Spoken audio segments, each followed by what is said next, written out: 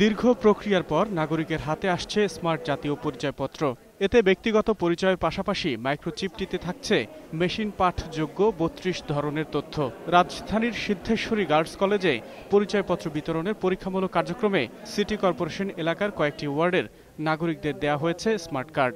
এই মুহূর্তে এই ধরনের তথ্য সংরক্ষণ এবং এক ধরনের সেফটি মেজার নেওয়া খুব জরুরি। পথ চলাগুলো অনেক সহজ হবে, বিভিন্ন বিষয় অনেক ইনফরমেশন এসবে আছে, কাজে লাগবে। সিকিউরিটি খুব ভালো মনে হয় না এটা আর হ্যাক হবে। নাগরিককে তার হাতের 10 আঙুলের ছাপ এবং চক্ষু কণিকার প্রতিচ্ছবি গ্রহণ করা হয়েছে তথ্য সংরক্ষণের সুবিধার্থে। আমি ফিঙ্গারিং দিয়েছি এবং নাকে আমার আই নিয়েছে, সাথে সাথে কার্ডের খামটা হাতে ধরিয়ে দিয়েছে। আমি প্রথম যে কার্ড হাতে নিয়েছি।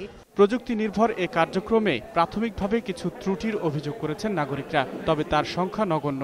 আগের ছবি কিন্তু আরেকটু ভালো ছবি দেওয়া উচিত ছিল। আসলে প্রাথমিক এ ত্রুটিগুলো বিবেচনায় নিয়ে সুষ্ঠু সমাধানের উদ্যোগ নেবে নির্বাচন কমিশন। সফটওয়্যারের কারণে বা অন্য কোনো কারণে যার কার্ডটা আপাতত খুঁজে পাওয়া যাচ্ছে না, আমরা তার আঙ্গুলের ছাপ নিয়ে রাখছি, আইরিসও নিয়ে রাখছি, আমরা কার্ডটা তাকে পৌঁছে দেওয়ার ব্যবস্থা করব। কুড়িগ্রামের দাসিয়া ছাড়াই বিলুপ্ত ছিটমহলেও স্মার্ট জাতীয় পরিচয়পত্র বিতরণ করা হয়েছে। প্রধান নির্বাচন কমিশনার স্থানীয়দের হাতে কার্ড তুলে দেন। 2017 সালের ডিসেম্বরের মধ্যে প্রায় 9 কোটি ভোটারের হাতে স্মার্ট কার্ড পৌঁছে দেওয়া হবে বলে জানিয়েছেন কমিশন। 10 বছর মেয়াদী এই কার্ড পরবর্তীতে নবায়ন করা যাবে।